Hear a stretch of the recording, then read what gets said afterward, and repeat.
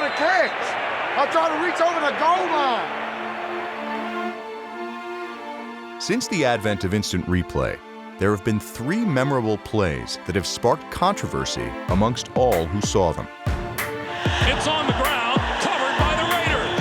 Tom Brady's fumble in 2001, Calvin Johnson's touchdown in 2010, and Des Bryant's catch in 2014 were all overturned thanks to a strict interpretation of the rules. Whenever they go to a replay, you always hope for the best. And obviously, it didn't turn out that way. I'll go to my grave thinking it was a fumble. You can argue that that shouldn't be the rule, but it is. There is one thing that all of those plays have in common. At least the ball hit the ground. The Patriots were on the positive side of a controversial call in 2001 and again on Sunday. Jets down by 10, desperately needs 7 here. McCown in the shotgun, looks left, caught by Seferian-Jenkins. He's reaching for the pylon. It looks like he's in. That's a Jet touchdown. And the Jets are a point after away from getting back within 3. That was an interesting play. You know, when Malcolm came off the field, first thing he told me was the ball was out. They're arguing it too. Wait a minute. They gotta take a look at this. Though ruled as a touchdown, the replay evidence has to be indisputable. The league has evolved away from the term indisputable and replaced it with clear and obvious. How could you possibly look at that replay and say that that's a fumble? I would think it's a touchdown. It's not enough evidence to overturn it. After review, the New York Jets runner lost control of the football as he was going to the ground. Therefore, the fumble into the end zone results in a touchback. It'll be the Raiders' ball, first down at the 20-yard line. The result of the review is the Jets just lost the football. That's one of the strangest decisions on a call like that I've ever seen. Jermaine called it a BS call. Do you agree with that? Definitely.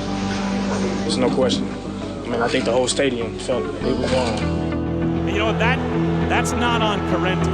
Those replays are being looked at on Park Avenue, and they're telling him what the call is.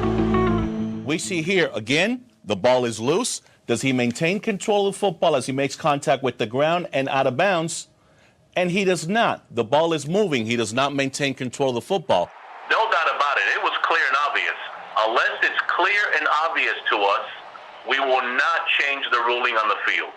And this definitely met that criteria. For many fans, the play would not be clear and obvious.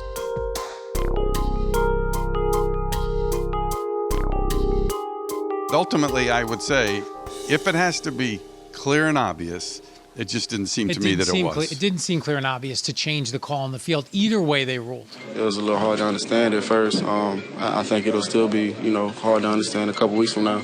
You got a runner that's fighting to get over a goal line, making a physical play. This is one of the massive problems with this league and the way it's officiated. I'm sorry, I got to call it like it is. To me, that's a touchdown. This is something that has been brought forward to the competition committee. We had a similar play a couple of weeks ago with Todd Gurley out in LA. The same thing. Fumble through the end zone, we brought the ball back. I mean, the thing about the Gurley play last week, you could see that he's reaching out with his hand. The ball came out of his hand before he got there. This particular play, how can you see really where he lost the ball relative to the goal line?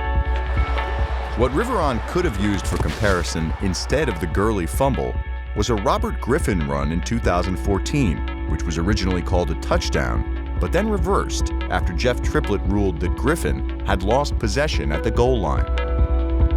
I just don't understand, if the ball passes the plane and you have control of the ball, and it's a touchdown in every game that I've ever seen, but they decided that it wasn't today. 3 years have passed, and the rule still remains hard to follow.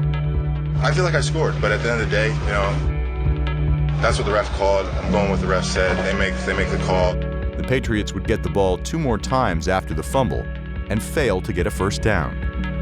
The Jets were able to kick a field goal, but their last chance effort to tie the game fell short. The Patriots will hold on. Austin Seferian-Jenkins thought he brought the Jets to within 3 with a touchdown. The officials disagreed, Now, who's to say what would have happened after that, but it changes the whole complexion of the game.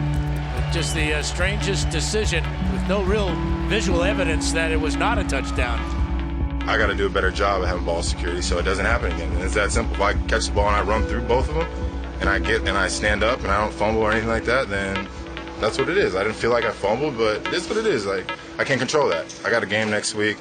This game's over with. They played well, made 2 more plays than us to win, and that's what it is.